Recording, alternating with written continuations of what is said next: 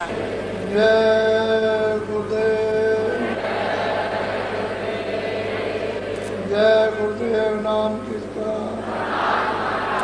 जय गुरुदेव नाम किसका, जय गुरुदेव नाम किसका।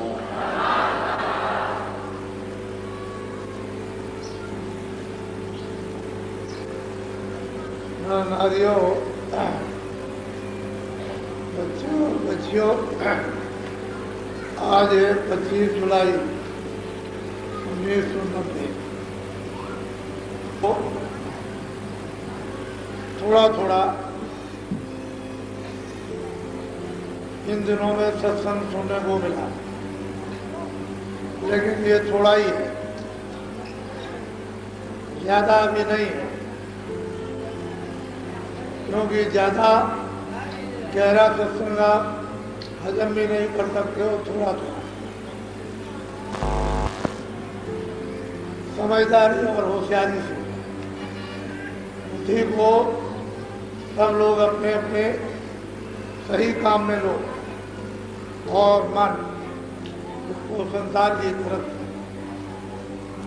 उन भोगों और परेशानियों की ओर से इसको मोड़कर थोड़ा सा सत्संग में इसको लगाओ तो ये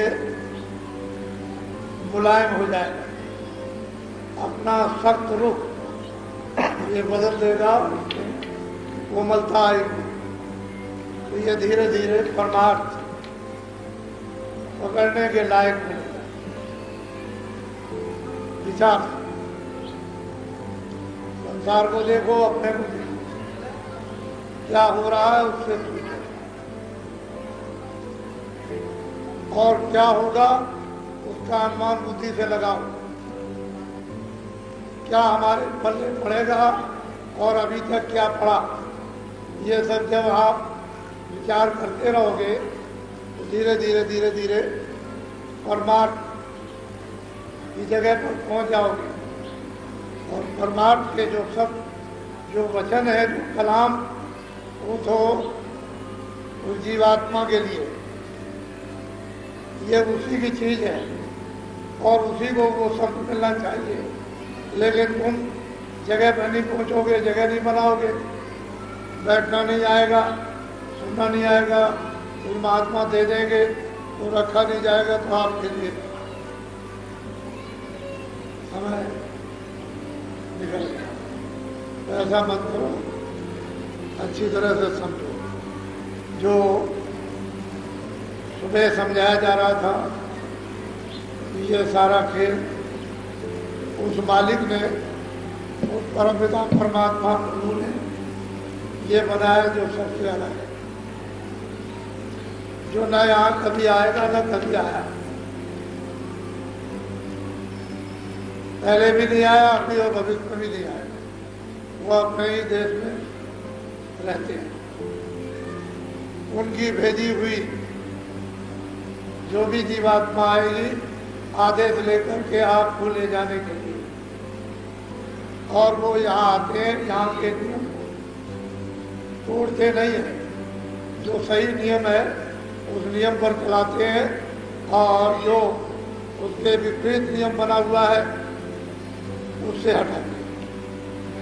जब सही नियम का आप पालन करने लगोगे इसके लोक में, तो फिर वो प्यार कर लेंगे और तुम भी उनसे प्यार कर लोगे, तो धीरे धीरे इस बला से निकाल दो। ये बला है और बड़ी जटिल बला, इसके लिए दूसरा कोई दवा दारू उपाय नहीं, वो महात्मा ही इसके उपाय, वही इस बला से निकालना जानते और कोई नहीं जानता। तो अब आपको मालूम हुआ कि वो दयालु पुरुष है, वो रहमान है, वो कसाई का काम न कभी करता न कभी किया, वो दयालुओं का भी दयालु है। उसको एक अन्य नामा, कोई नाम नहीं, कोई उसका रूप नहीं जो यहाँ आपको बताया जाए। वो नाम का भी है लेकिन बेनाम, उसका कोई नाम नहीं। इसलिए उन्होंने कह दिया कि भाई अलग का कोई नाम नहीं, अगम का कोई नाम नहीं, अनाम है उसका कोई नाम नहीं, ये वर्णन कर दिया बिल्कुल साफ साफ। लेकिन नाम उसका भी है और रूप उसका भी है जो वर्णन करने में ना है, जिसका नाम और निशान उसका यहाँ ना हो वो नहीं बताया जा सकता जिज्ञासा। उसका जो सूरत स्वयं अपना बोध और ज्ञान करती है और वो सूरत के ही बखान का है और किसी के नहीं। ये मौन ही बखान कर सकता, ये चर्म आंखें ये नहीं सुन सकते बाहर के कान। वो तो जीवात्मा चेतन है। जब वास्तविक उसका रूप वहाँ निकल कर निखालित होकर जब जाएगा और हंस रूप धारण करेगा तो वही उसको जाने और कोई नहीं। उन्होंने कहा कि भाई मैंने जो रचना का विस्तार किया वो इस तरह से किया है, यहाँ कुछ भी नहीं था। फिर मैंने धीरे धीरे मेरोनी हर रंगों को दिया, उसमें से बहुत से कलर बहुत से रंग निकाल लिए गए और उनको देकर के नीचे उतार दिया गया। इसमें मिट्टी को इस मिट्टी से मिला दिया, दूसरा तीसरा रंग बन गया। इस मिट्टी को इस मिट्टी से मिला गया, चौथा पांचवा रंग बन गया। भांत के कलर तैयार हो गए।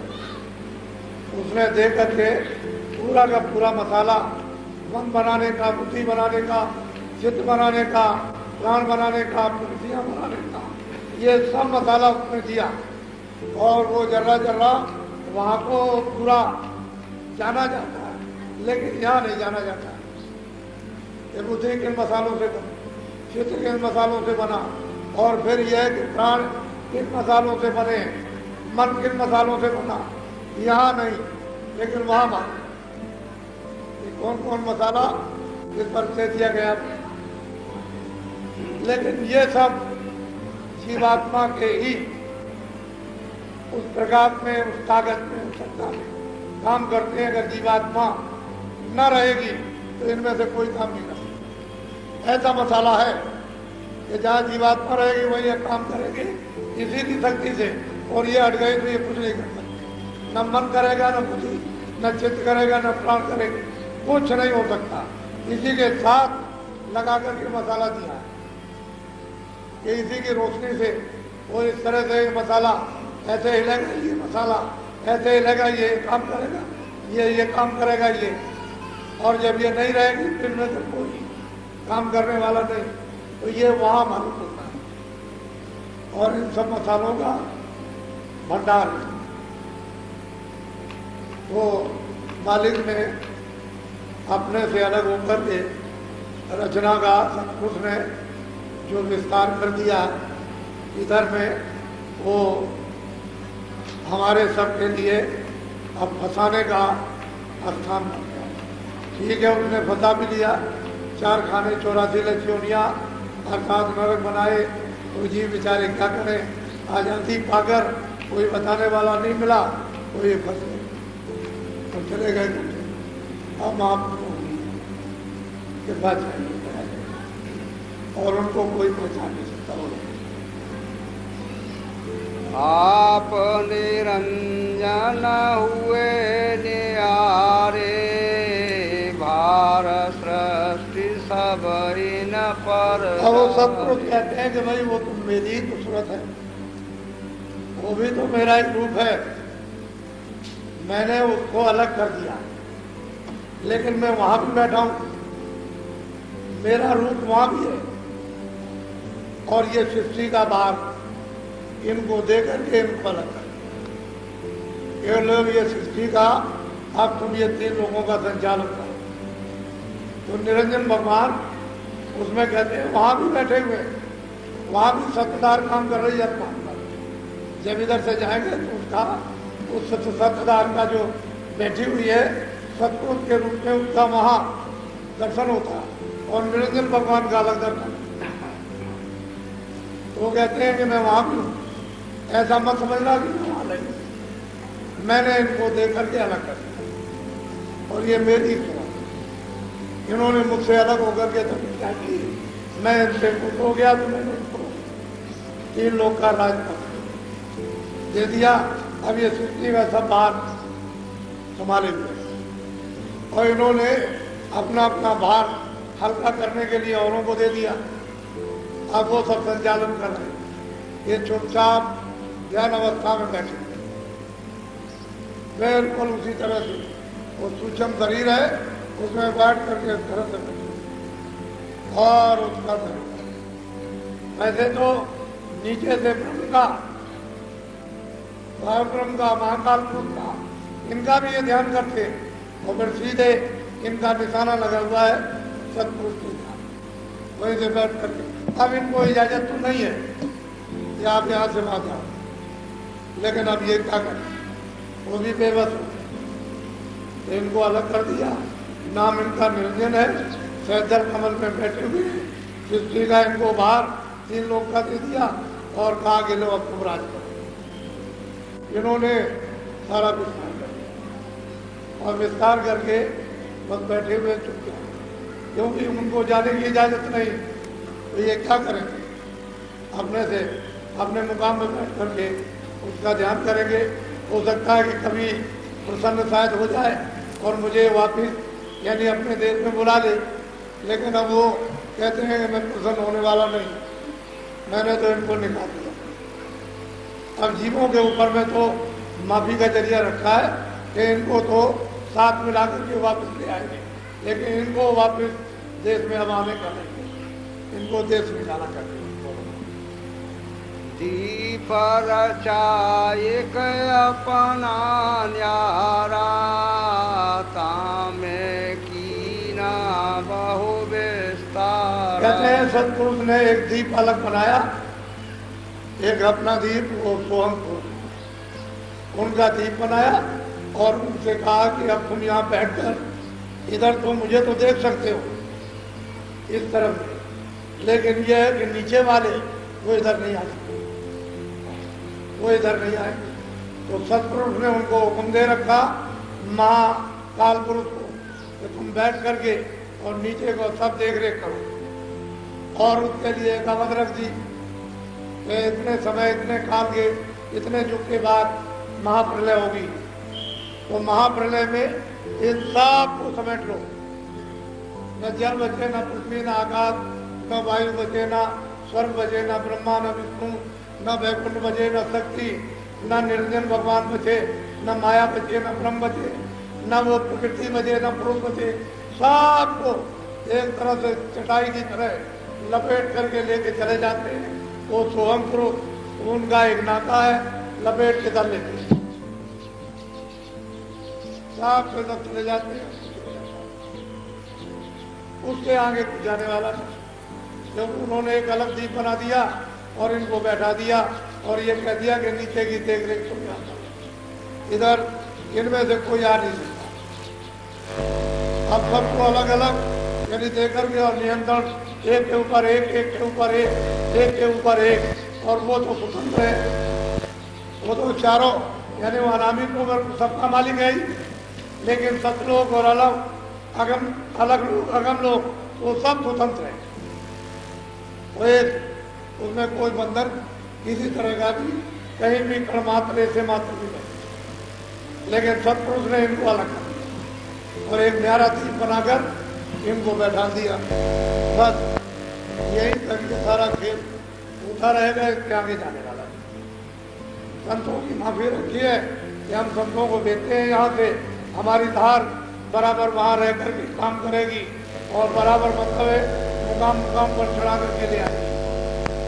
जीवों के लिए माफी आपके लिए माफी, लेकिन उनके लिए सतपुरुष ने माफी उनसे तो कह दिया सबको देश में अब इस देश में नहीं, अगर उस देश में चले जाए तो ये गंदगी वहाँ जा करके फिर अपनी जगह पर पहुँच जाएगी।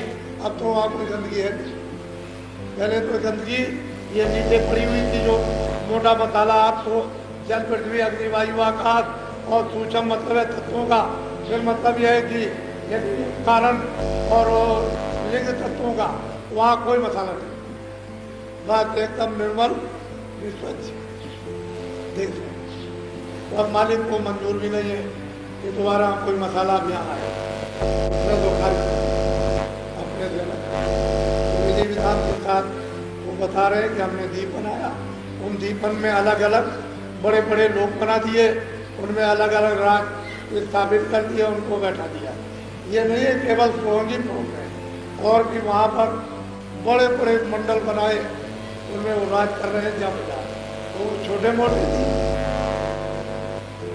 दीप तो है नहीं है कि वैसे छोटे मोटे दीप हुए नहीं, तो इतने भारी दीप है कि चाहे इतना नीचे जाओ ऊपर जाओ, अथाह उन्होंने बना। कहीं भी उसकी ये नहीं कि मतलब है किसकी कोई था मिल जाए तो समुद्र का हो तो नहीं बनता। तो वह सतलोक की क्या उसकी महिमा, या आगम लोग अलग लोग तो बहुत बड़ी है। अनामी धाम कितना बड़ा होगा, तो संतों ने कलम को रख दिया और वह दिशारी करके पालंग आठ दीप परमाना। कहते हैं वो एक पालंग 8 दीपों का बनाकर, और वो हिंडोला है यानी झूला झूला। वाह! तो कितनी किरणें, कितने सूरज चांद, कितने सितारे उनमें लगे होंगे, और मतलब है गिने नहीं जा सकते। उनकी कितनी किरणें नीचे फैली है, वो कहा नहीं जाता है। कहते हैं वहां पर पालंग का और 8 दीप स्थापित किए। जो गया राम की न विधिनाना। कहते हैं फिर मैंने ये सब पूरा विधि विधान से मैंने विस्तार कर दिया। तो जब खुद आए इस राज को बताएं तभी वो जाना जा सकता, सुना जा सकता। वो ना है तो उसे क्या बात, कोई आत्मा ही का भेद नहीं बताता कि मनुष्य शरीर में कहाँ रहती है। फिर मतलब है देवी देवताओं का भी कोई भेद नहीं जानता कि वो कहाँ पर है। ब्रह्मा विष्णु महादेव का नहीं, तो आद्या शक्ति और निरंजन भगवान उसी का कोई नहीं जानता। बताएगा कोई क्या? ये तो गति बहुत अटपट है, आश्चर्यजनक है। तो जब महाधार आती है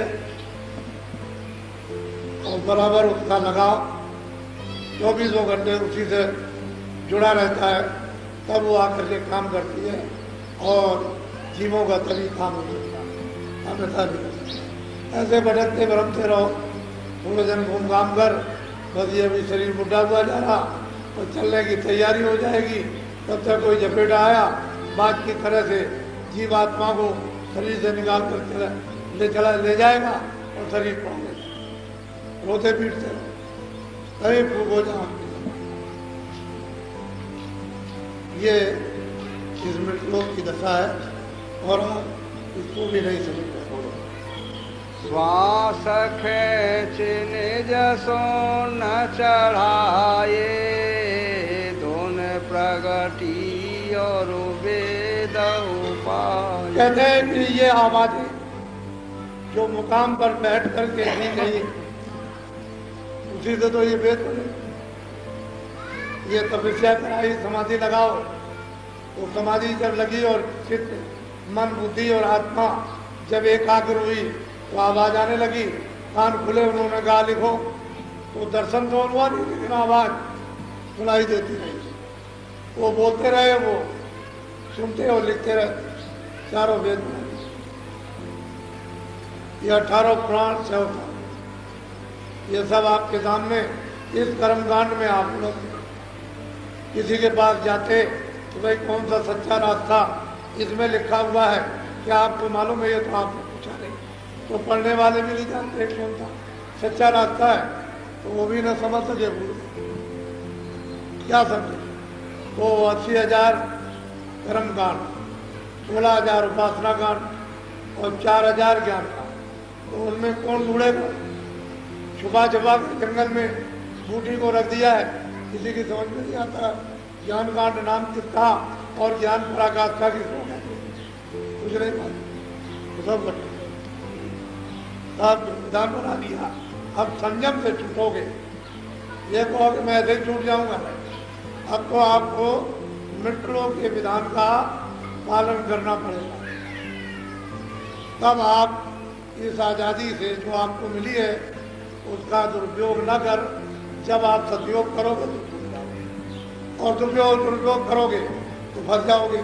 क्योंकि एक पुण्य तो निकालने वाला, बताने वाला एक बता देता है, एक निकाल देता है। अच्छाई और बुराई तो आपको बताएगी, निकालेगी, और वो आपको भारत का मृतलोक में जो वेदों में विधान हुआ आपको मालूम नहीं, वो जानते नहीं। क्योंकि कौन पढ़ता और कौन पढ़ाता, इन सब चीजों को कौन बताएगा, तो आपको पता ही नहीं। तभी तो लोग हिंसा करने लगे, लेकिन कहीं भी हिंसा नहीं। हिंसा करने के लिए सभी योगियों ने, सब महात्माओं ने, सभी ज्ञानियों ने वर्जित, सबको मना किया, हिंसा को मत करना। नहीं तो अगर हिंसा करोगे तो इसका बदला तुमको देना पड़ेगा। एक दिन तुम पर भी हिंसा होगी, और काल सीट पर धाकर दौड़ करके ये सब तोड़ देगा, कुचल देगा, फिर रेसे रेसे कर देगा, पता नहीं चलेगा, चिल्लाते रहते हैं। तो यहाँ के विधान का बंद करो, आप लोग पालन करो। दिन में खेती करो, दुकान करो, दफ्तर का काम करो, ईमानदारी मेहनत से खाओ। बच्चों की सेवा करो, बच्चों को अच्छी शिक्षा दो, अपने को भी अच्छी शिक्षा लो। फिर गृहस्थ आश्रम में हिंसा मत करो। कोई जानवर, कोई पशु पंछी, इसको मत मारो। जो पशु पंछी आदमी मार दिया जाएगा, मुर्दा हो जाएगा। कभी भी इस वासना को लेकर हिंसा मत करो कि मैं मुर्दा सेवन करूंगा, ऐसा मत करो। और आए गए कर सकता, उसका भी करो, संयम से रहो।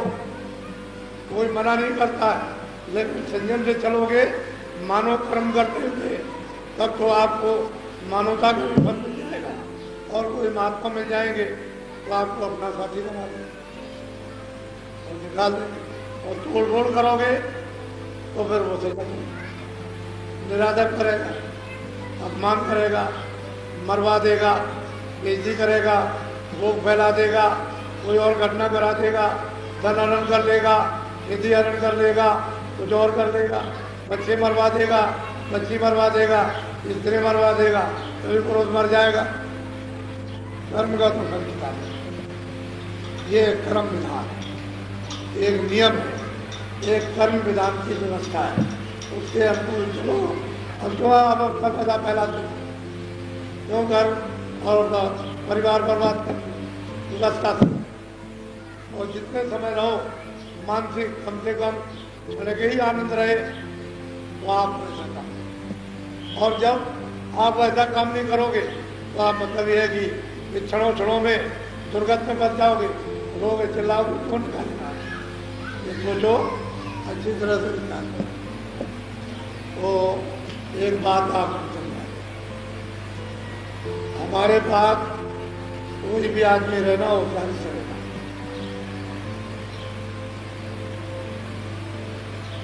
अच्छी तरह से इसको समझ लेना, होशियारी से रहो। किसी के पैसे से, किसी दगाबाजी से, किसी बेईमानी से या बुरे शब्दों से हमारे पास रह करके व्यवहार मत करो।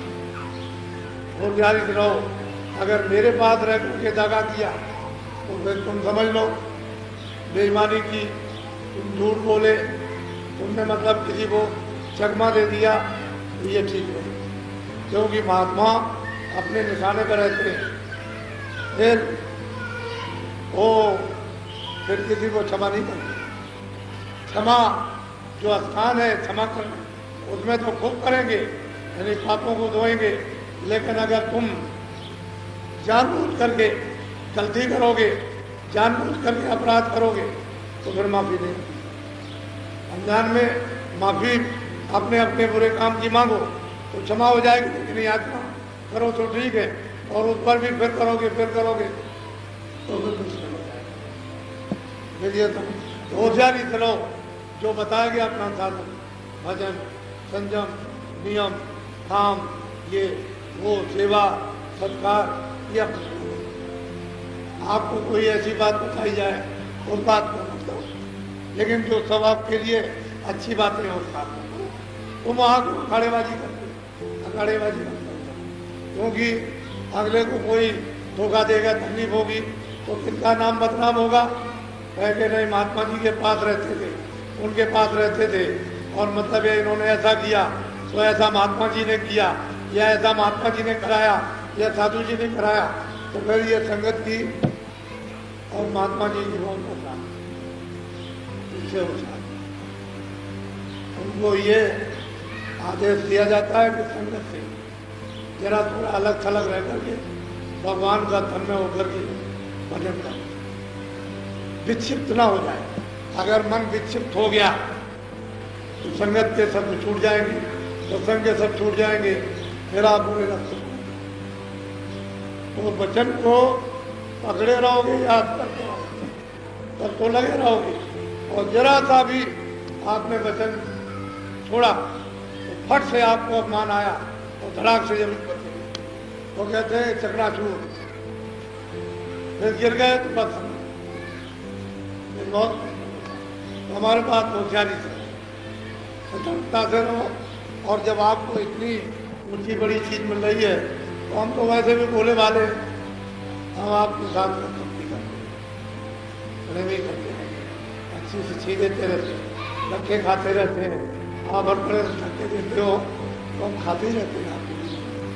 हम सोचते हैं कि चलो किसी तरह भला हो जाए, कैसे ठग उनको खुद ही ठग गए और ठगने ठग को ठग लिया।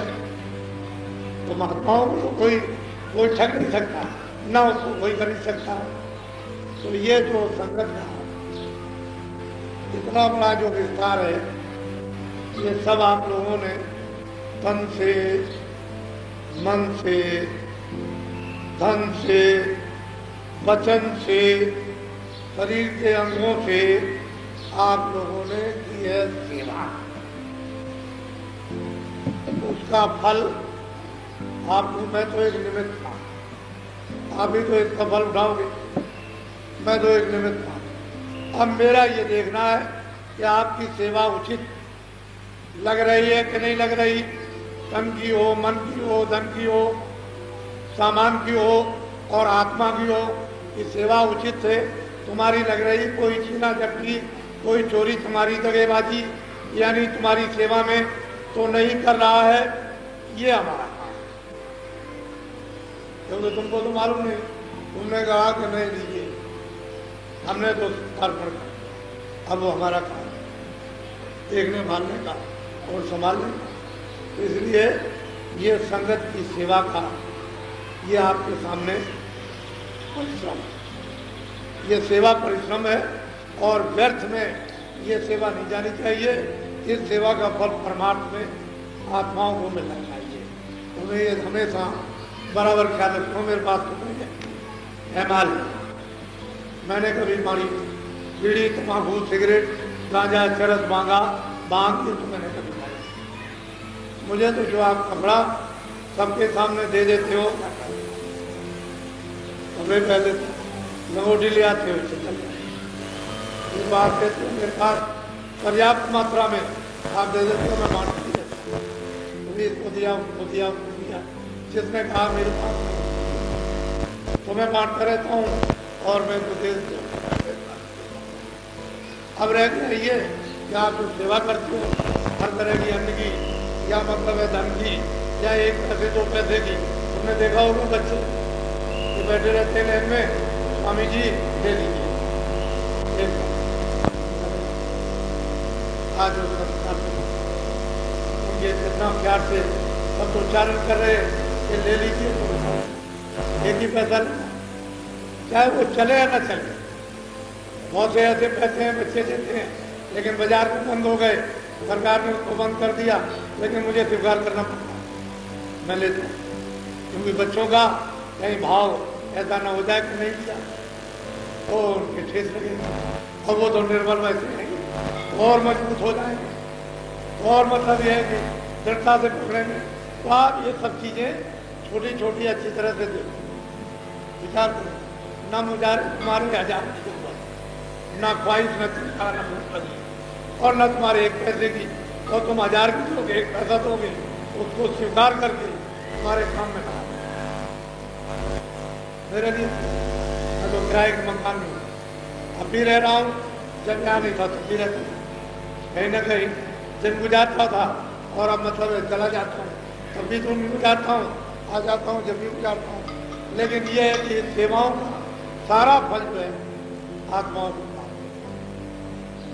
भक्ति, ज्ञान और कल्याण, मुक्ति और मोक्ष ये दिए। अगर सेवा न ली जाए तो फिर ये बहुत दूर होगा। तो इनको अपनापन सेवाओं से होता है। हमने समझी सेवा की, हमने टोकरी डाली, हमने मिट्टी डाली, हमने ये डाला, हमने वो डाल दिया, हमने ये सेवा की, हमने भटुआ चलाया, हमने झाड़ू लगाई, हमने खंभे गाड़े, तो ये सब सेवाओं का यथा उचित है भक्ति का वो दिया जाता है। आत्म इसे होशियार रहो, किसी के धन को दुरुपयोग मत करो। और मेरे नाम से कोई आदमी मांगे नहीं कि स्वामी जी ने ऐसा कहा कि मुझे आप दे दीजिए, ऐसा कोई भी आदमी संगत में मेरे नाम से मत मांगे। और जब मैं कहूँगा कि भाई इस सेवा के लिए तुम लोग सेवा करो तो अगर आप मेरे नाम से दोगे तो मुझसे पूछ लो, मैं तो मिलता नहीं, तुमको क्या शर्म है? अरे भाई तो सबसे मिलता हूँ, छोटे से बड़े थे, इससे उससे, तुम हर बात अच्छी बुरी भली सब पूछ सकते हो, उसके लिए तुमको डर किस बात का? भाई डर किस चीज का? जब मैं पहले भी कह चुका हूँ कि कोई धोखा दे, बेईमानी करे तो मुझसे पूछो, तुम्हारा भी संशय दूर हो जाएगा, भ्रम भी दूर हो जाएगा और मतलब सही दिशा मिल जाएगी, तुमको दुख नहीं होगा। नहीं धोखा दे जाएगा तुम हमेशा रो कि संगत में धोखा हो गया और गुरु महाराज ने संभाल ली थी, गलती करोगे तुम और मतलब यह है कि फिर तुम ही गिर जाओ, अपराध लगाओगे, तो ऐसा काम। हाँ, अगर कोई अपनी जिम्मेदारी पर मांगता है कि मुझे घर में या किसी काम के लिए चाहिए, आप लो, कौन मना करता है? दीजिए, मेरे नाम पर मुझे कलंकित मत करो, आप अपना दो, अपना लो, कि भाई मैं लेता हूँ, मैं तुमको दूंगा, इनकी जिम्मेदारी मेरी तुम्हारी और महाराज जी की जिम्मेदारी नहीं है, तो ठीक है लीजिए दीजिए, मैं क्या मना करता। लेकिन जब मेरे नाम तुम मांगोगे और किसी को तकलीफ होगी अच्छी बात, तो मैं इशारा ही करता हूँ, इशारे में सब कुछ आप। और ऐसे लोग उनको आदेश देता हूँ कि वो लोग भजन करें ज़्यादा से ज़्यादा, अच्छा है। शायद भजन करने में फिर माफ़ी हो जाए, वो ये तो नहीं है कि कोई मैं श्राप दे रहा हूँ, अरे भाई भजन करने के लिए तो कह रहा हूँ। और मतलब ये भजन से पर्दा अगर कट जाए, हट जाए तो अच्छी बात है, तो उस भजन करने में जब भजन करोगे तो सहयोग मिलेगा। नहीं भजन करोगे संसारियों से भी ज़्यादा नीचे चले गए और फिर माफी नहीं होगी, और ऐसी जगह डालकर वहां फेरे जाओगे तो वहां चिल्लाओगे, कोई बचाने वाला ऐसा काम आओ जावे। मेरे सब है, जब मैं आपको तो अपना मानता हूँ, आप मुझे कहते हो मेरे, तो मैं स्वीकार करता हूँ कि आप मेरे दिल में आप। अरे मैं स्त्री और पति यही तो कहता है तुम मेरी हो, मैं तुम्हारा हूँ। महात्मा और क्या कहते हैं, भाई मैं तुम्हारा हूँ, तुम मेरे हो, मैं तुम्हारी सेवा करूँ, मैं तुमको देखूँ, तुम हमको देखो, सीधी बात, मोटी सी। अरे भाई वो तुमको देख रहे, उनको तुम देखो, अरत परत से, यानी मतलब लक्ष्य में और भाई अगम की सूझ, तुम एक दूसरे को देखोगे, किसी में किसी चीज एकदम से उत्पन्न हो जाएगी और फिर मतलब उसका रस हो जाएगा, उसकी तरफ देखो, एक तुम्हारी तरफ से काम। तो सत्संगों के वचनों को बहुत अच्छी, आपने देखा होगा एक तिवारी जी मेरे साथ रहते, तो मैंने उनको आदेश दे दिया कि तुम घर पर रह करके भजन करो,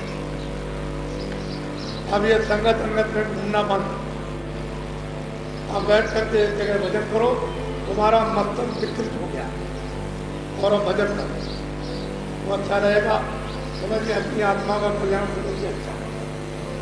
और आपको कुछ करने की, मैं आपकी तरफ देखूँ, मेरी तरफ देखूँ, मेरे साथ साथ आदमी रहेंगे, 20 आदमी रहेंगे, तो मेरा स्थान दो जानते नहीं, मैं तो आपका सेवक हूँ।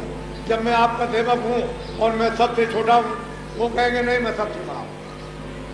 मैं कहूँगा मैं गुरु नहीं, वो कहेंगे मैं गुरु। ये बताइए कि जमीन आसमान का कितना अंतर हो जाएगा उन साथियों में जो मेरे साथ रहेंगे। वो कहेंगे हम गुरु हैं, हम कहेंगे भाई हम गुरु है नहीं, हम तो चेले हैं, हम तो सेवक। बहुत अंतर जमीन आसमान। और उसी लक्ष्य से काम करता हूँ कि जैसे सेवक करता है। कभी भी स्वप्न में भी कभी यह आभास नहीं हो सकता, न मैंने कभी इस पर ध्यान दिया कि गुरु सबका सेवक, और पहले भी नहीं बना, आगे तो बनने की कोई बात नहीं। तो आप कभी गुरु मत बनना, ये रगड़ देगा, ऐसा पटकेगा, सिद्ध हो जाओगे, वो जाएगा। गुरु मत बनना। जो गुरु बने चले गए सीधे, उनको कोई नहीं बचा सका। ये तो स्थान है